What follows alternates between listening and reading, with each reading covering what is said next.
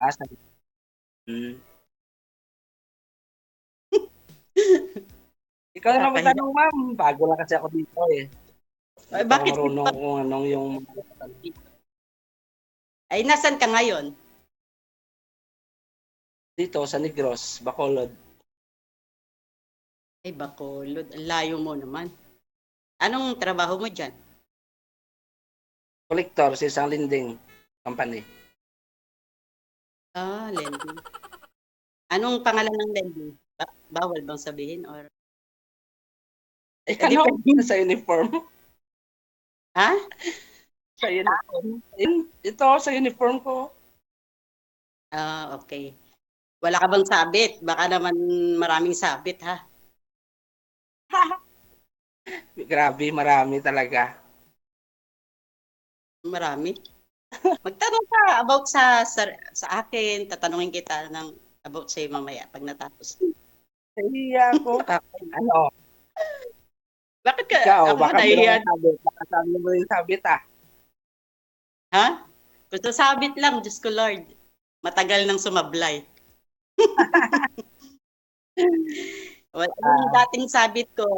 Yung dating sabit ko, kinuha ng hipag ko, kaya pinaubaya ko na. ganon, yung pangalan sabit.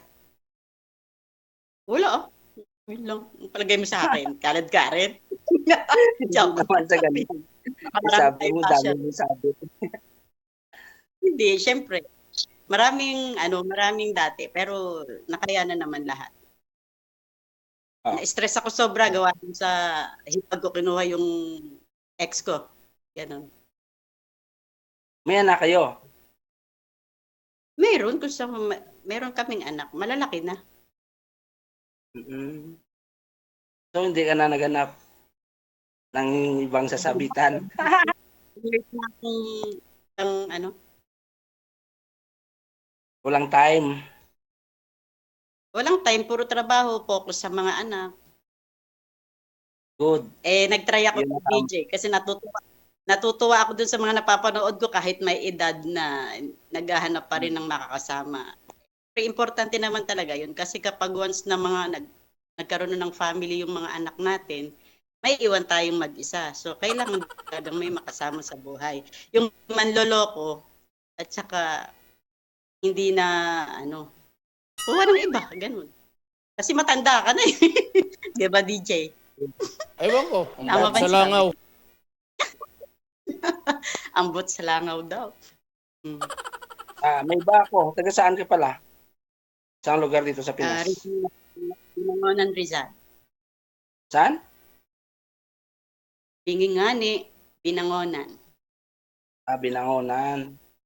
Ano ba lengguwahe nyo? Tagalog? Ang mother and father ko is Ilocano. Pero kami, laking Binangonan na talaga. Kasi ako, hindi ako masyado marunong mag-Tagalog. Lunggo kasi ako eh. From Bacolod City. Sabi nila, Alam mo naman yun.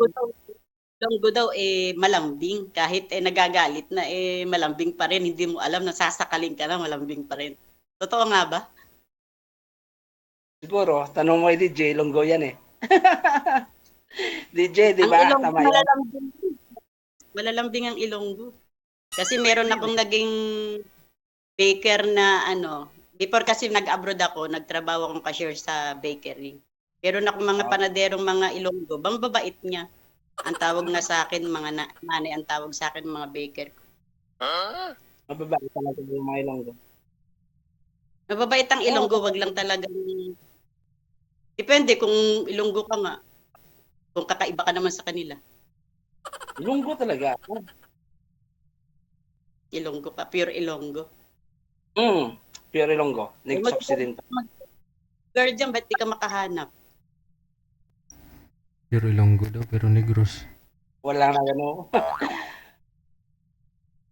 Bakit yung hitsura ba ang kailangan, hindi yung ako naman hindi naman ako tumitingin sa pangit or ang gusto ko lang yung marunong sa buhay. Kasi hindi naman din ako babaeng basta laang nakatiyaya sa mag-antay na lang ba ng grasya. Ganun. Marunong din naman akong maghanap buhay. No, kasi dito sa amin mostly hinahanap yung itsura talaga. Aanhin mo ang itsura. Kung sasakit lang ang ulo mo, edi doon ka na sa...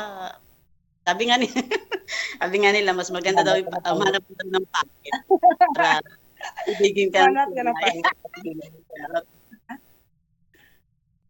Tama yun. Oo. We, What time na ba ngayon dyan? Ha? Ano? Anong oras na ngayon dyan? Magpa-5 na. 5 p.m. 5 p.m. Oo. 10 o'clock. 10 p.m. dito sa Pinas. Tama yan. Alam mo dito, 10 p.m. naman dyan sa 5 5 hours delayed. 5 hours ang difference natin. Kailan uwi Bakit mo? is- Ako? Dapat nga, nakauwi na ako nitong April, naggera-gera. Kaya nag-extend ako. Siguro December or January. Kapit na yan. Malayo pa. Iwan pa. Pag magbago pa isip ko, edi mag-extend ulit ako. Wala naman din kasing gagawin ko. Extend mo, padami ng pera, di ba? Ha? Extend ka ng extend, magpapadami ng pera. Oo. Hindi pera ang dumadami, resibo eh. Resibo ng mga Normal lang yan sa mga katulad kong nagtatrabaho dito. katulad yan. Resibo. Talaga. Ano naman, may pundar na ako. Ang importante, may pundar ka. May pundar ka na bahay, pangkabuhayan. Yan ang importante. Bahay pa naman. Siguro pag nag-for good na. Kasi para mahirap mag-forgood din ka na, pag tapos pangkabuhayan.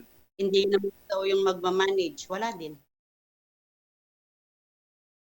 Maganda yung mag-business ka, nag-for good ka na, para ikaw mismo ang magmamanage dun sa business na gusto mong. Tama. Kasi pag inano mo sa iba, hindi mo talaga maasahan. Maganda pag ikaw Oo, yung katulad mo, extra income din ako, nagbenta ako ng mga Rolex na watch. Wala. Puro padala lang yung puhunan, walang bumabalik. Kaya tinigil ko na. talaga. Nagbibinta ka ng mga Rolex na watch? Kaya padala mo dito Tas sa Pinas? nagbenta rin ako dati nung haba pa yung grams ng 18K. Ngayon di ko na kaya kasi sobrang taas na ng gold. Buti ngayon nag-roll back ulit. Kaya lang ayoko nang magbitaw ulit ng ano kasi walang bumabalik, puro ano lang. Mahirap Puro lugi. pagka hindi ikaw. Lugi. Lugi yung business. Oo, yung Mas maganda padala lang ng padala ng ano, tapos may pagkatiwalaan kang tao, yung pinagkatiwalaan mo, lulukohin ka lang din. Wala kang laban kasi nasa ibang lugar ka, malayo pa. Kasi nula ang i-block, i-restrict ka, di wala ka ng habol. Kaya tinigil ko muna. Dapat Pero sa pamilya mo. inshallah, kahit na sa pamilya ko, kasi pagdating sa cash bus, ang pera, maraming nasisira. Ilang beses na akong nadali, kaya nakakadala na. Ngayon hindi ko na kayang mag-ano ng gold kasi malaki ng capital. Magkano bang gramo ng gold ngayon? Dati Siguro nasa 9,000, 13,000 yung 21K. Nung nagbenta ako, nasa 4,000 lang. change topic. Ayan, Change topic. Magsalita ka kasi baka bawal yung pinag-uusapan natin. Puro gold yung Kailan pinag-usapan eh.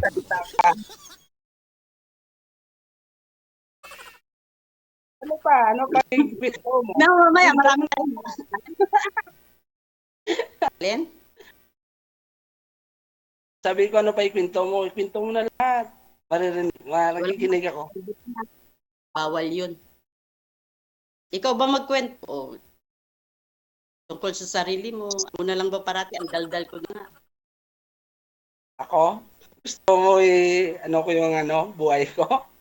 Baka iiyak ka. Hindi, sa totoo lang.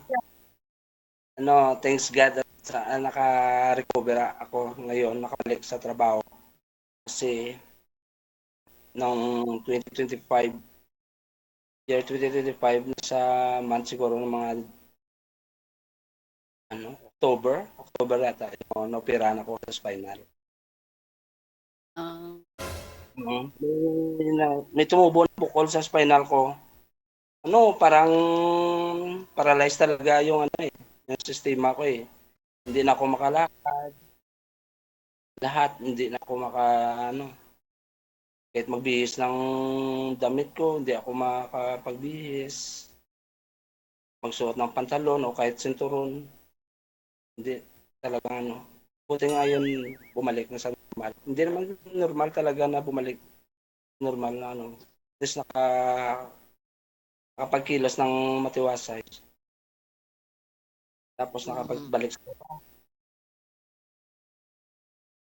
ganon. Yan. Yan sabi ng Israel. buhay. Amen. Ano po ba nangyari, sir? Kayo? Nagkabukol Marami. Nagkabukol kayo sa spinal? Oo, may tubo na bukol kasi kolektor ko.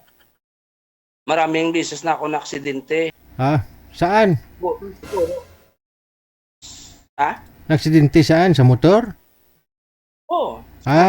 Lasing siguro yung motor. Nadala na. Motor namin.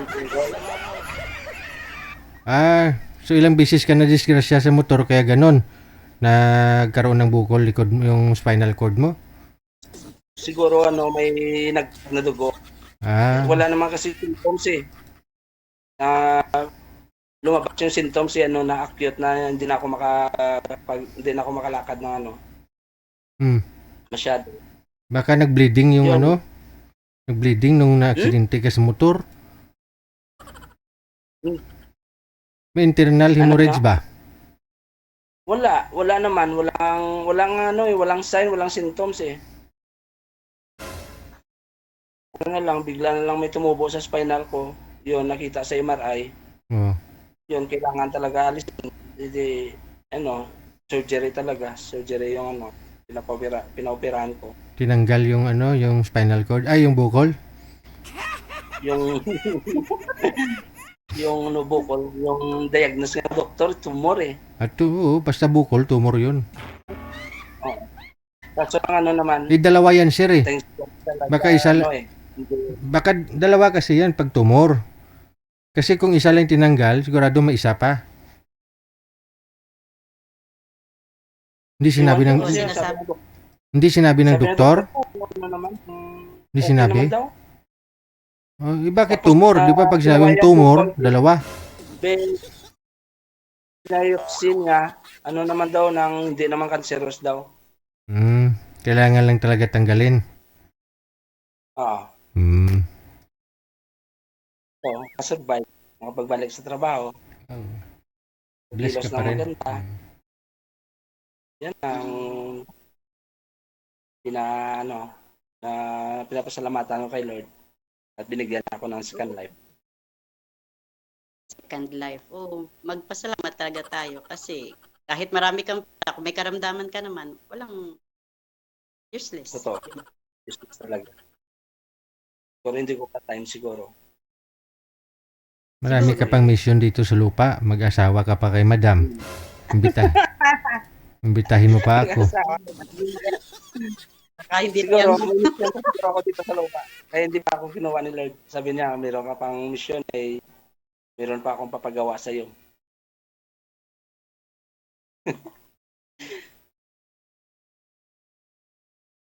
Madam, ikaw.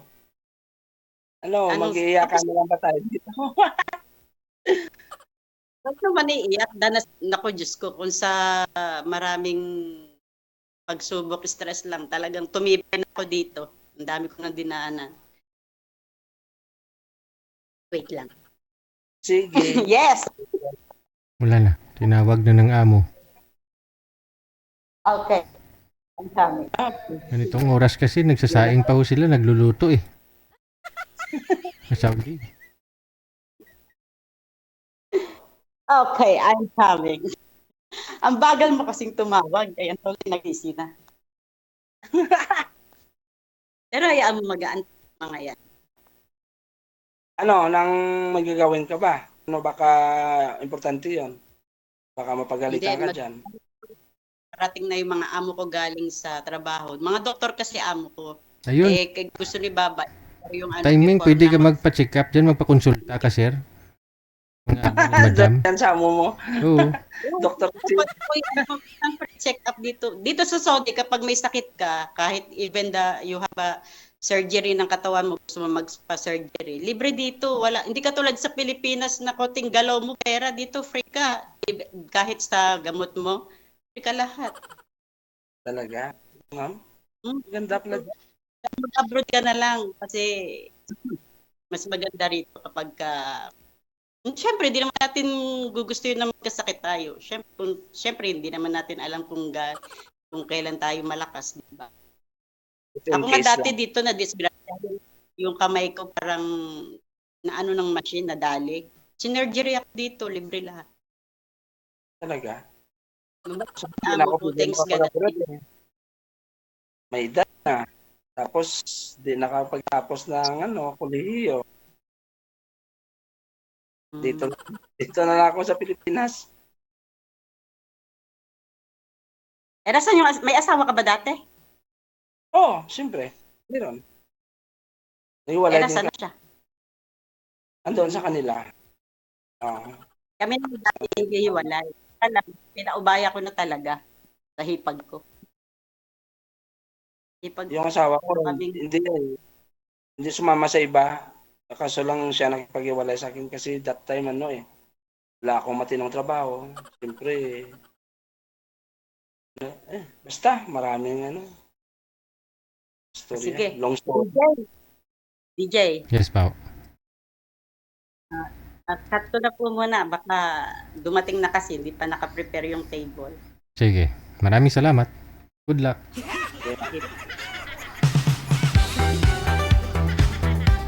Hanggang orimos pa si sir, nagpinto pa nga si sir, bakit binata siya ngayon eh. Sabi niya, may asawa siya dati, nga lang asawa ang nakipaghiwalay. Kasi wala siyang matinong trabaho nung araw. Nung narinig ni sir, ni madam, yung paalam na kagad si madam, nung narinig ni madam. Nung araw pa naman ho yun, ma'am, na wala pang matinong trabaho. Ngayon naman, matino naman si sir kausap. Matino naman yung trabaho eh.